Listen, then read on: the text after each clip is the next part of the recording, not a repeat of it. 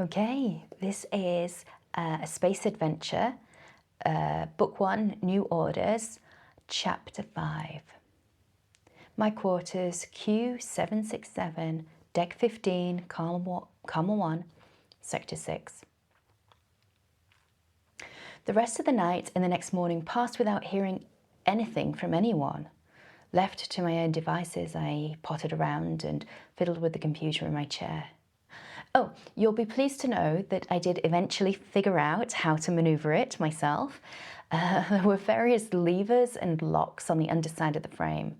Probably safety features for keeping people in one place and not rolling around the med bay.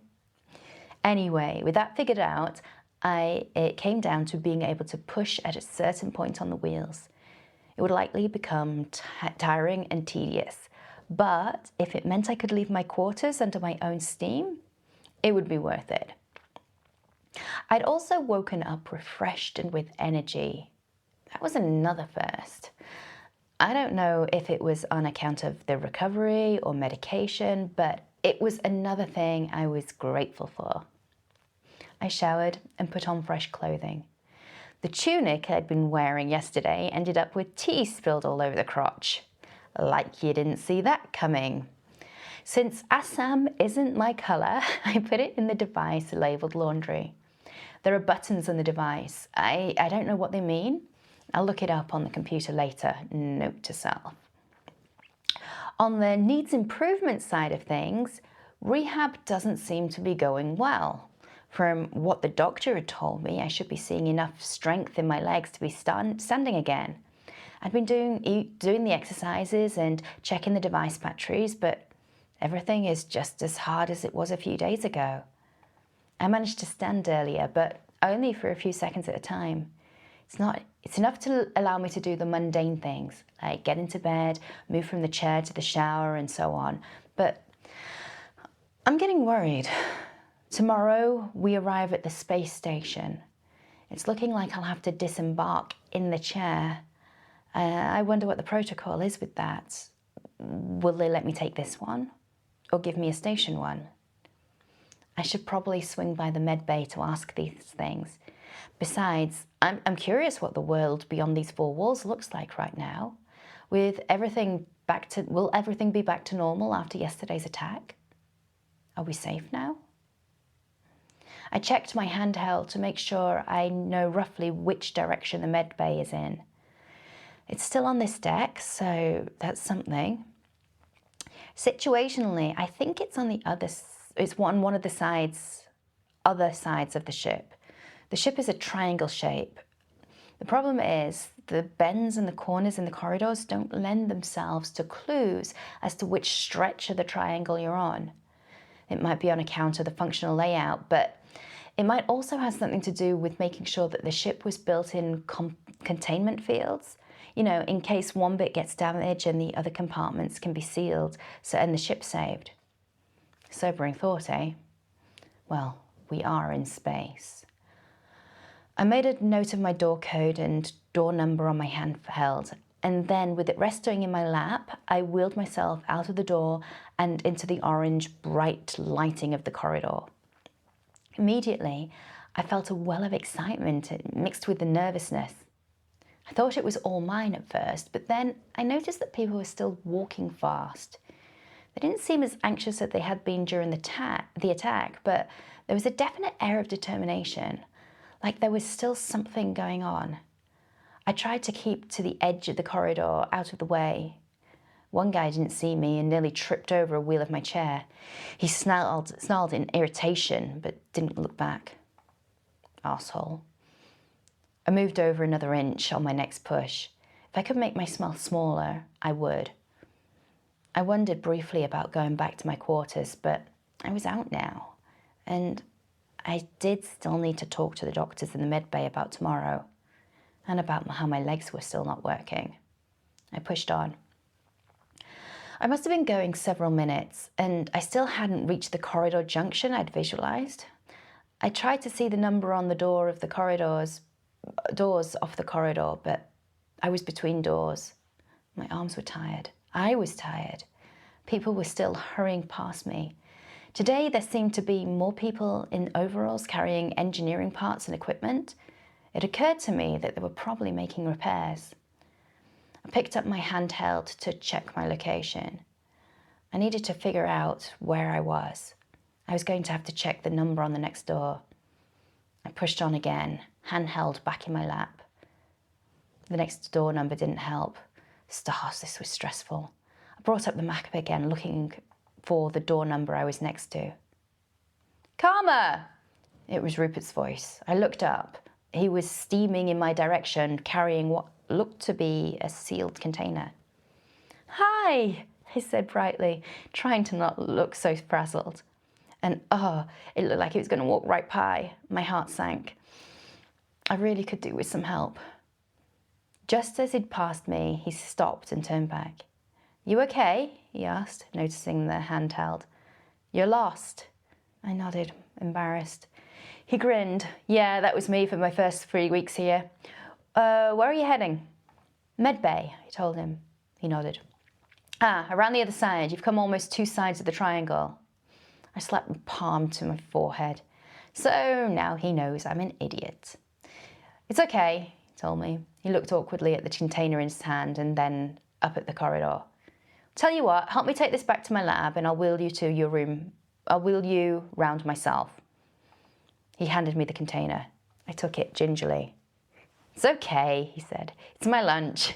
He chuckled as he stepped behind my chair, took my handles and turned me around in the direction he was going. I know I'm probably meant to suck it up and be independent and all, but my arms were fracking tired. I was grateful for him to give me a push. It only took a few minutes to arrive at Rupert's office. He pointed out my corridor on the way, showing me where I'd taken the wrong turn.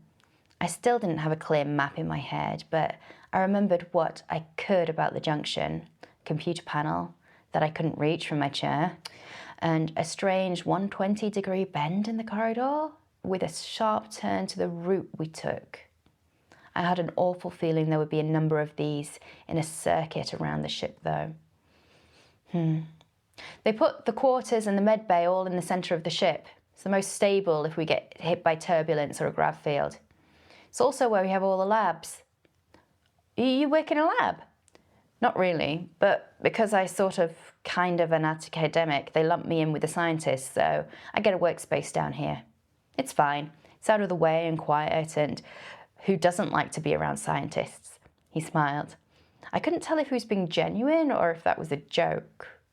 Back home, it would have been genuine, but I don't know. Humans are strange, and they don't always say what they mean. Plus, under the construction of humour, almost anything goes. We stopped for a moment at an office door next to what was obviously an open space lab with a double door and a see-through window for frontage. He popped in his code and pushed me inside. The low lighting flickered on silently and classical music started playing, presumably from where he had left it off when he walked out. I relinquished his lunch to him and he placed it down on one of the several workspaces. For what felt like a one-person office, there was a lot of workspace and a lot of equipment. I glanced at the screens that were active, trying to take it all in. You're doing some kind of signal analysis? I asked. He looked at me. I think he was surprised. Yes, on one of the screens, something caught his eye. He moved over to it and hit a few strokes on the console of a nearby terminal. Frack. What is it? I asked. Nothing. A big fat nothing. He slumped down in a nearby chair and turned his full attention on me. The attack yesterday? I nodded. Well, there was a signal right before the firefight. The ship's recorders captured it, but no one at the time was able to figure it out, if it was a communication, let alone figure out what it meant. I gestured over to the display. He gestured over to the display. In my estimations, it's a communication of some kind. It's got all the hallmarks. It's not random. It's not repeating, etc., etc. He waved his hand with his words. It's not actually incredibly fracking sophisticated, except except you can't decode it. He bowed his head in a nod. Except I can't decode it. So you just ran. Everyone knows the type of cipher we have on file, he explained. Everyone knows language patterns in the League. Every known type of cipher we have on file, he explained. Every known language pattern in the League. I mean, the League database probably doesn't have everything known, everything each civilization has, but I wasn't going to start unpacking that can of worms for him. So what's your next new move? He shrugged. I sit and noodle it, try to brute force something, hone in and get a feel for some sections of it, see if anything jumps out at me. The old-fashioned way, I grinned. Yeah, he smiled, as though relishing it. I'd actually enjoy the process if the stakes weren't so high. If that ship comes back, I'd like to be able to communicate with it. And I'd like to have some way of it not obliterating us. That's a possibility. I tried to keep the concern out of my voice. Yeah, the League command picked up its signature at one of our outposts just outside of the void. From what I saw when it fired on us, neither its shields or weapons were at full capacity. Not by a long shot. It looked like something had gone wrong, and the way it suddenly appeared, he rubbed at his head. I don't know, it was like it didn't intend to be there, like us being there caught it off guard. According to Froggy, our chief engineer, he's worried that had it been at full capacity, our shields wouldn't have stood a chance. That means that if it comes back fully functional, we're fracked. And not just us, but everyone.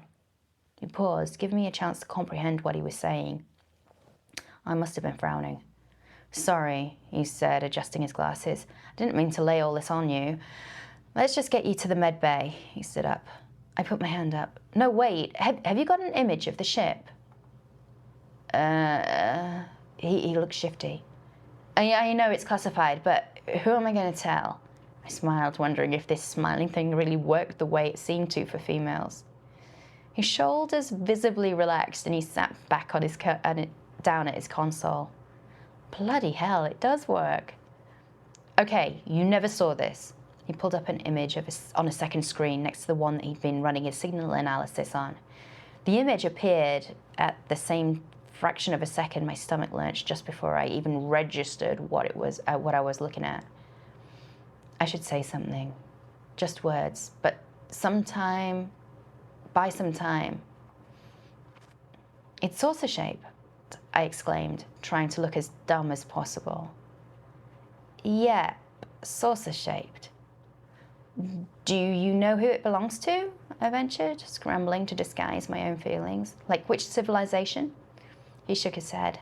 Haven't a clue. All the senior staff have taken a look. We're all trained in ship recognition, of course. Ran it through every database.